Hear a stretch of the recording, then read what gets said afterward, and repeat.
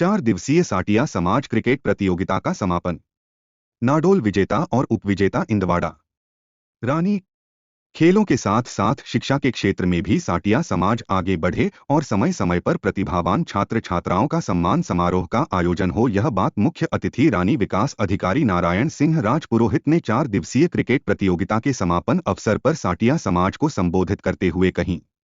Final match Nadol और इंदवाड़ा के बीच खेला गया, जिसमें नाडोल विजेता और उपविजेता इंदवाड़ा रही।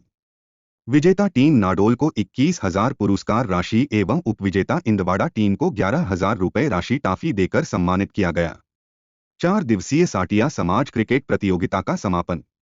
इस अवसर पूर्व सरपंच भरत काक, सोहन सिद्धल, भीखाराम चौहान, कैलाश चौहान, धनु सिद्धल, कैलाश उमट, मागी लाल गुड़ा, केसर सिंह, रमेश नाडोल, मदनलाल फूलिया, मगराज पादरली, जोगाराम आउवा ढाणी, भगाराम प्रेम सिंह गुड़ा, नरेश कुमार नाडोल, भीखाराम कटालिया, दुर्गाराम आउवा ढाणी, नथुराम उमट, भगारामपुरा सहित कई साटिया समाज के समाज बधु उपस्थित थे। मैंने इनके बारे में सुना कि ये असूलों सिद्धांतों पर इसलिए जीते हैं कि आप लोगों ने उनको सरपंच बनाया और इनको लगा कि कहीं न कहीं सिद्धांतों से समझौता करना पड़ रहा है तो पद को ठोकर मार दी।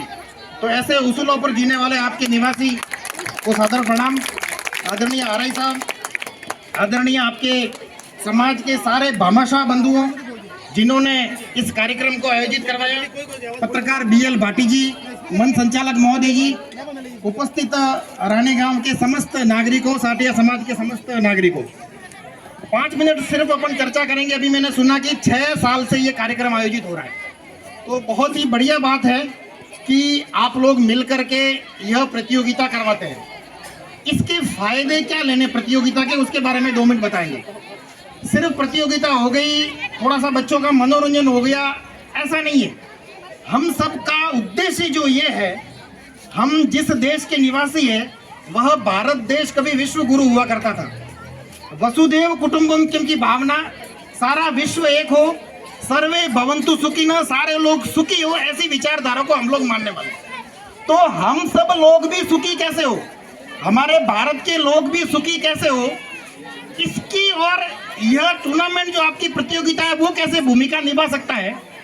देखिए, आपके समाज की ये प्रतियोगिता है, इसका मतलब ये भी नहीं मानेंगे कि कोई जातिवाद है, न अलग अलग समाज है, इससे जातिवाद बढ़ेगा, ये बात नहीं है। पूरे अपने देश की जनसंख्या तो 150 करोड़ है, तो अलग अलग राज्य सरकारें क्यों हैं? इतना बड़ा देश है, एक ही सरकार चला सकती है, फिर भी राजस्थान की सरकार है, गुजरात की सरकार है, अलग अलग राज्य है, अलग अलग राज्यों में भी अलग अलग जिले हैं। ऐसा क्यों है? ताकि व्यवस्था अच्छी तरीके से चले। अलग अलग जिले में वापिस अलग अलग तहसील है, तो सब समाज भी भले ही अलग अलग है, सब समाज मिल करके अपना अपना डेवलपमेंट करे, दूसरे किसी समाज का बुरा सोचे बिना, दूसरे किसी समाज का नुकसान किए बिना सब समाज इकट्ठे होकर के अपना डेवलपमेंट करे, तो इसमें कोई बुरी बात नहीं है। सारे समाज मिलना इतना बराबर, यही प्रतियोगिता सारे समाजों की करते तो इसका इतना मैनेजमेंट संभव नहीं था। तो अलग अलग समाज भी यूनियन बना करके, अपना संगठन बना करके अपने समाज के डेवलपमेंट का काम करे, तो इसमें कोई बुरी बात नहीं है। तब आप लोगों का समाज भी संगठित होकर के ये कार्यक्रम आयोजित कर रहा है, इसके 2 फायदे हैं। देखो, खेल कोई भी खेलते तो स्वास्थ्य के लिए तो बढ़िया होता ही है, आप लोगों का स्वास्थ्य भी बढ़िया होगा, प्लस आप लोगों में सामाजिकता की भावना भी बढ़ती है। सब अलग अलग गांवों के आपके समाज के लोग हैं, उन सब में संगठन होता है, सबका एक दूसरे से परिचय होता है, आप लोगों में कौन बढ़िया प्रतिभा है उसके बारे में पता चलता है, आप लोगों में भामाशाह कौन है उसके बारे में ही पता चलता है। तो ऐसे संगठित होकर के ये प्रतियोगिता हो या और भी कोई सामाजिक कार्यक्रम हो, इससे समाज को संगठित होना। यहाँ पर जो मंच पर लोग बैठे हैं, आपके समाज के अग्रज लोग हैं, पढ़े लिखे लोग हैं, उनसे मैं आग्रह करूंगा कि इसका फायदा आपके पूरे समाज को सुखी करने में, पूरे समाज के सारे लोग आगे बढ़े, उसमें समाज के संगठन का उपयोग कैसे हो। आप कुछ लोग आगे बढ़ गए, 10% लोग आगे बढ़ गए, 20% लोग आगे बढ़ गए, तो आप लोग जो आगे बढ़ गए वो ये सोचिए कि मेरे समाज के सारे लोग कैसे आगे बढ़े। मेरे समाज में आज भी कुछ गरीब लोग हैं, मेरे समाज में आज भी कुछ परेशान प्रताड़ित लोग हैं, तो वो भी कैसे आगे बढ़े। और जब आपके समाज के 100% लोग आगे बढ़ जाएंगे, सुखी हो जाएंगे, शिक्षित हो जाएंगे, और ऐसा का ऐसा दूसरे सब समाज वाले भी सोचेंगे, तो पूरा देश ही आगे बढ़ जाएगा। तो वास्तव में सर्वे भवन्तु सुखिनः वाली अपनी धारणा जो है वो चरितार्थ होगी। अब करना क्या, आप लोगों का संगठन बन गया, आप लोग आसपास के सारे गांवों वालों का परिचय हो गया, कौन बढ़िया व्यक्ति है, कौन भामाशाह है, कौन बढ़िया खिलाड़ी है, वो सब पता चल गया। अब उसको समाज को आगे बढ़ाने में उसका फायदा कैसे उठाना, तो सारे लोग संगठित होकर के समाज के कुछ नियम बनाना। हमारा समाज किसी कारण से पीछे है तो क्यों है? देखिए, अपने हिंदू धर्म में प्राचीन काल में कोई भेदभाव छुआछूत वगैरह नहीं था। आप लोग वेद पढ़िए, वेदों में ऐसा कुछ नहीं था। ये मध्य काल में कुछ बुराइयां आई। ये बुराइयां क्यों आई? उन बुराइयों के कारण अभी दूर करना। अभी देखो, थोड़े दिन पहले कोरोना आया था, तो कोरोना आया था तो अपने परिवार में मेरा भाई भी बॉम्बे रहता है। मेरा भाई भी जब आया था ना, तो मेरा भाई, मेरी बहन भी उसको जो खाने की थाली है ना, उसको कमरे में ऐसे नीचे से सरकाती थी। क्यों सरकाती थी? क्योंकि ये बॉम्बे से आया है, तो हो सकता है कोरोना का वायरस लेकर के आया हो। तो ऐसा भी प्राचीन काल में ऐसा हुआ कि कुछ जो ऐसे काम करने वाले लोग हैं, जो चमड़े का काम करते थे, तो उनके अंदर तो ऐसी एंटीबायोटिक पावर थी कि वो वायरस उनका नुकसान नहीं कर सकते थे। लेकिन मान लो कोई ब्राह्मण है जो इस प्रकार के कार्य नहीं करते हैं, तो उसको अगर वो वायरस लग जाएगा तो उसको वो नुकसान कर सकता था। इसलिए वो उससे नफरत नहीं करते थे, लेकिन खुद को उससे बचाने के लिए जो ऐसे गंदे रहने वाले या इस प्रकार का काम करने वाले, जिनके खुद के अंदर तो शरीर में मजबूती है क्योंकि वो ऐसे ही वातावरण में रहते हैं, तो उनसे दूर रहने के लिए कि कहीं मेरे को अगर वो कीटाणु लग गया, वायरस लग गया तो मैं मर जाऊंगा, इसलिए वो उनसे दूर रहते थे। फिर धीरे धीरे बन गई ये परंपरा कि ये नीची जाति वाले, इनसे दूर रहो, जबकि हमारे धर्म में ऐसी कोई बात नहीं थी। आज अगर सारे लोग साफ सफाई से रखते हैं, आज चमड़े का काम करने वाला वो भी अपना काम किया, घर पे आकर के स्नान करता है, अगर सफाई से रहते तो कोई नुकसान ही नहीं है। तो हम लोगों को कोई, न किसी से कोई नफरत है, न कोई भेदभाव है। तो आज की तारीख में किसी के साथ कोई भेदभाव नहीं हो, इसके लिए अपने को साफ सफाई से रहना, हम भले किसी भी जाति के, बढ़िया कपड़े पहनना, फालतू के नशे वगैरह नहीं करना, तो अच्छी तरीके से रहेंगे तो उनका सम्मान है। हमारे कोई बढ़िया, हमारे कलेक्टर है, चाहे किसी भी जाति को, हमारे घर पे वो खाने आते हैं। हमारे कोई ऑफिस में कोई कर्मचारी है, चाहे वो किसी भी जाति का है, लेकिन वो संस्कारी है, नशा नहीं करता है, साफ सफाई से रहता है, तो मेरे घर पे वो खाना खाने आता है, कोई तकलीफ नहीं है।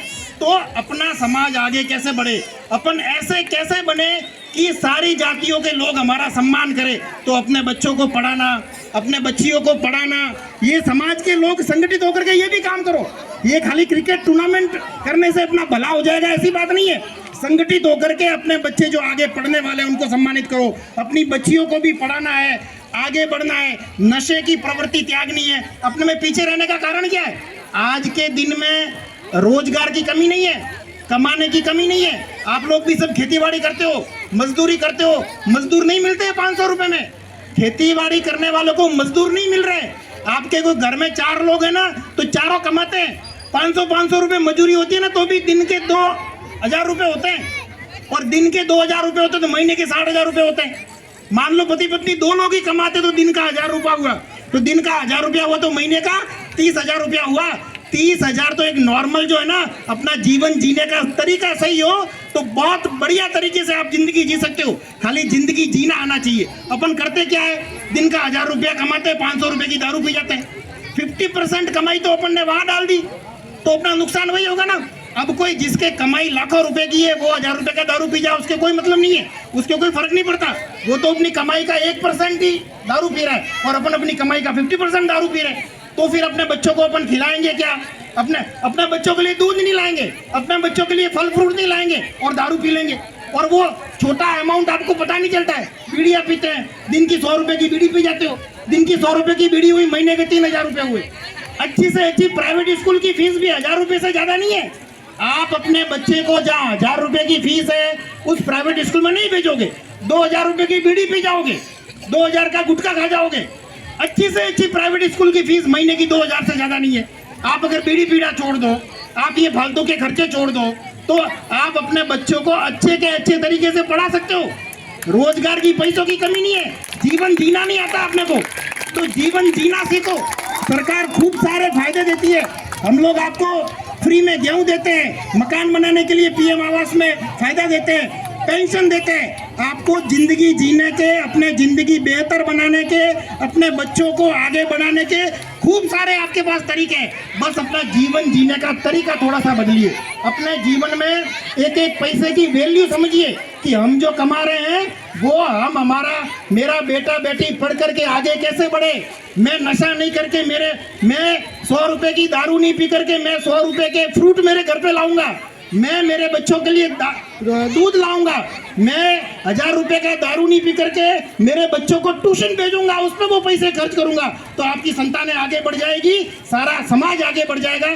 तब जाकर के वास्तव में फायदा होगा कि ये कुछ प्रतियोगिताएं कर रहे हो, आप समाज के संगठन बना रहे हो, इसका फायदा तब होगा कि आने वाले कुछ वर्षों में ऐसा हो आपका समाज जो है गर्व से आपका देख करके आपके प्रति सम्मान हो। कभी आजकल कुछ ऐसी बातें भी बहुत हो रही है कि कैसे जातियों को आपस में लड़वाया जाए, कैसे हिंदू धर्म को तोड़ा जाए, वो भी आजकल खूब चल रहा है। तो उसको खत्म करना, तो आप लोग बढ़िया तरीके से रहोगे, साफ सफाई से रहोगे, पढ़ लिख करके आगे बढ़ोगे। आपको देख करके ही सम्मान होना चाहिए कि यार नहीं बढ़िया आदमी है, तो ऐसा सम्मान होगा तो ये सारी खत्म हो जाएंगे, जातिवाद ही खत्म हो जाएंगे। आप में कोई अच्छा इंसान है, कोई थोड़ा बहुत पढ़ा लिखा है, साफ सफाई से रहता है, दारू नहीं पीता है, तो अपने आप मेरे मन में उसके प्रति सम्मान होगा। मैं भला क्यों नफरत करूंगा उसको, मेरा मित्र होगा वो। तो अपनी हैसियत को ऐसी बनाओ, अपने जीवन को ऐसा बनाओ कि कोई आपसे नफरत करने के बारे में सोचे ही नहीं। आजकल ऐसा चल रहा है कि एक दूसरे में नफरत फैल रही है, तो नफरत क्यों करे कोई आपसे, ऐसे काम ही क्यों करना कि आपसे कोई नफरत करे। आप आजकल ये होकर डर का माहौल हो गया कि वो उधर से आ रहे तो चले इस रास्ते से निकलते, अरे यार क्या मालूम कहीं मुकदमे करेगा, कहाँ फंसेंगे अपन। तो ऐसा बनना ही क्यों, अपने को ऐसा बनना कि सारे 36 कौम के लोग आपका सम्मान करें, अपना जीवन अच्छी तरीके से जियो।